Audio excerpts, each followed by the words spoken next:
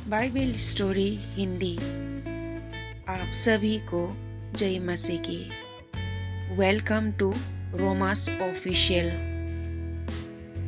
Hindi Bible story YouTube channel में आप सभी को स्वागत है। सभी को जय मसीह की। हेलो फ्रेंड्स, नमस्ते। Welcome to Romas official. आज के पवित्र वचन है मत्ती रचित सुसमाचार अध्याय 24 1 से 55 पद तक। परमेश्वर की वचन आरंभ है। विषय में है मंदिर के निवास के भविष्यवाणी। जब यीशु मंदिर से निकलकर जा रहा था तो उसके चेलों उसकी मंदिर की रचना देखने के लिए उसके पास आए। उसने उससे कहा, तुम यह सब देखो रहे हो ना? मैं तुमसे सच कहता हूँ, यहाँ पत्थर पर पत्थर भी ना टूटेगा जो दया ना जाएगा। संकट और क्लेश। जब वो जैतून पहाड़ पर बैठा था तो चेलों ने एकांत में उससे पास आकर कहा, हम बता कि ये बातें कब होगी, तेरे आने का और जगत के अंत का क्या चिन्ह होगा? यीशु ने उसको उत्तर दिया, सावधान रहो, कोई तुम्हें ना भरमाने पाए, क्योंकि बहुत से ऐसे लोगों जो मेरे नाम से आकर कहेंगे मैं मसीह हूँ, और बहुतों के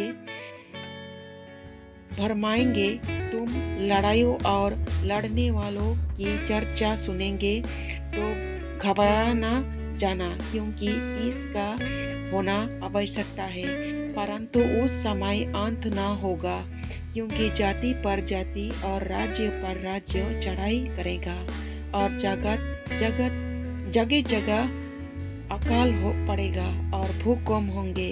ये सब बातें पीड़ाओं का आरंभ होगी, तब वे कलेश देने के लिए तुम्हें पकड़वाएंगे और तुम्हें मार डालेंगे, और मेरे नाम के कारण सब जातियों के लोग तुमसे बैर रखेंगे। तब बहुत से ठोकर खाएंगे और एक दूसरे को पकड़वाएंगे और एक दूसरे से बैर रखेंगे। बहुत से झूठे भविष्यद्वक्ता उठ खड़े होंगे और बहुतों को भरमाएंगे। धर्म के बढ़ने से बहुत का प्रेम ठंडा पड़ जाएंगे, परंतु जो अंत तक धीरज धरे रहेगा उसी का उद्धार होगा। और राज्य का यह सुसमाचार सारे जगत में प्रचार किया जाएगा कि सब जातियों पर गवाही हो, तब अंत आ जाएगा। महासंकट का आरंभ। इसीलिए जब तुम उस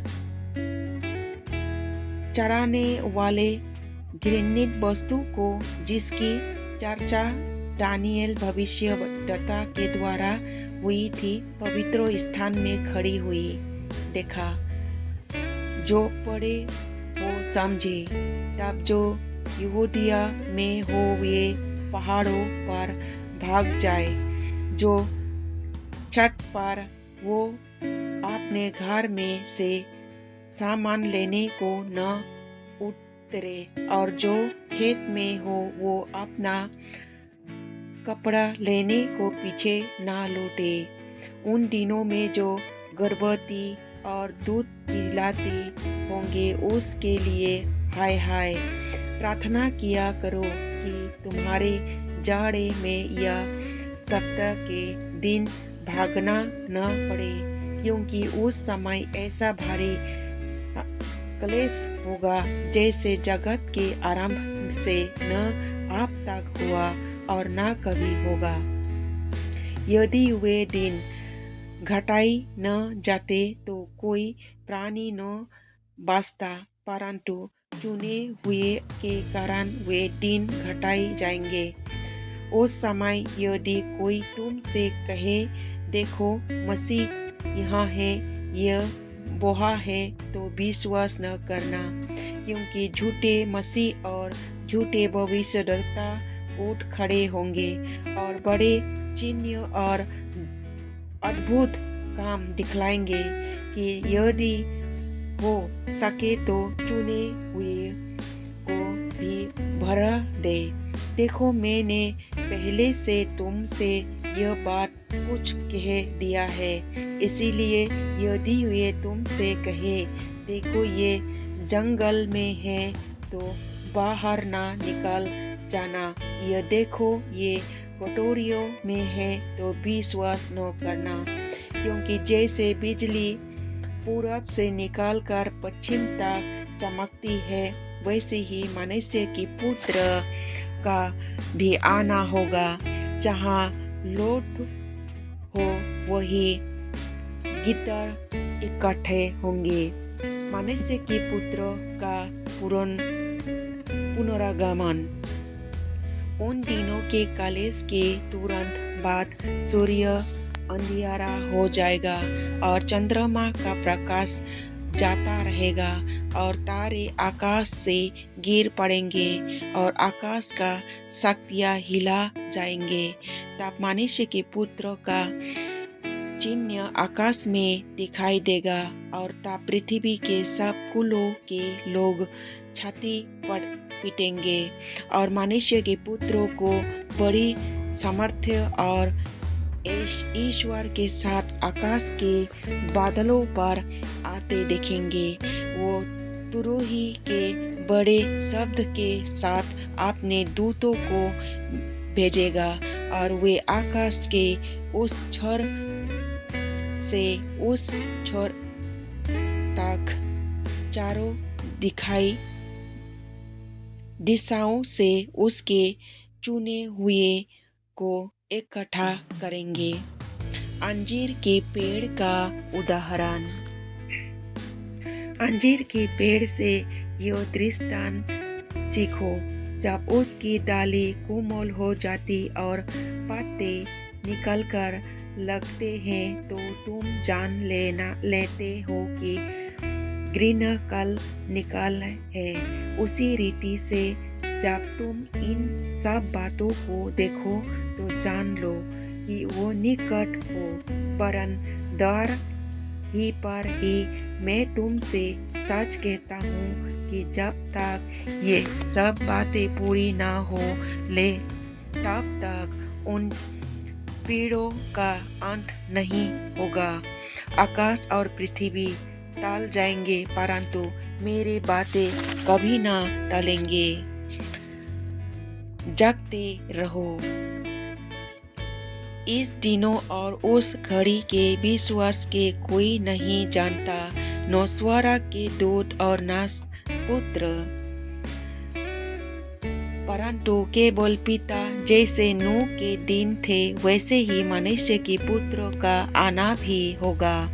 क्योंकि जैसे जल प्रलय से पहले के दिनों में जिस दिन तक कि नूह जहाज पर न चढ़ा उस दिन तक लोगों खाते पीते थे और उसमें विवाह होते थे, और जब तक जल प्रलय आकर उन सब को बाहर न ले गया तब तक उनको कुछ भी मालूम न पड़ा। वैसे ही मनुष्य के पुत्र का आना भी होगा। उस समय दो जन खेत में होगा, एक ले लिया जाएगा और दूसरा छोड़ दिया जाएगा। दो स्त्रियों चक्की पीसती रहेंगे, एक ले लिए जाएंगे और दूसरी छोड़ दिए जाएगी।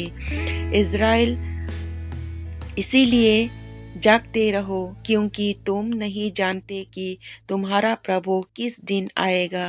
परंतु यह जान ले कि यदि घर का स्वामी जानता होता कि चोर किस पहर आएगा तो जागता रहता और अपने घर में पहरा लगाने न देता। इसीलिए तुम भी तैयार रहो, क्योंकि जिस घड़ी के विषय में तुम सोचते भी नहीं हो उसी घड़ी मनुष्य का पुत्र आ जाएगा। विश्वासियों दास की दुष्ट दास। अंत जब विश्वासियों और बुद्धिमान दास कौन है जिससे स्वामी ने अपने नौकर चाकरों पर सरदार ठहराया कि समय पर उन्हें भोजन दे। ध्यान ही वो दास जैसे उसका स्वामी आकर ऐसा ही कहते पाए। मैं तुमसे सच कहता हूँ, ये उसी पानी सारी संपत्ति पर अंधियारी ठहराएगा।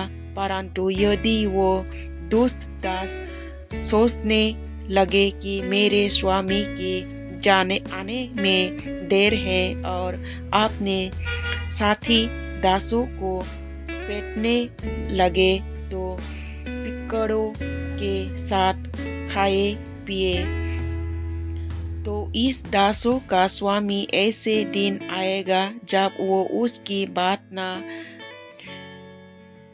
जोहता हो और ऐसे घड़ी जिससे वो ना जानता हो, तब वो उसी घड़ी टड़ना देगा और उसका भाग कपटियों के साथ ठहराएगा। वहाँ रोना और दांत पीसना होगा। यही परमेश्वर के वचन है। आमीन।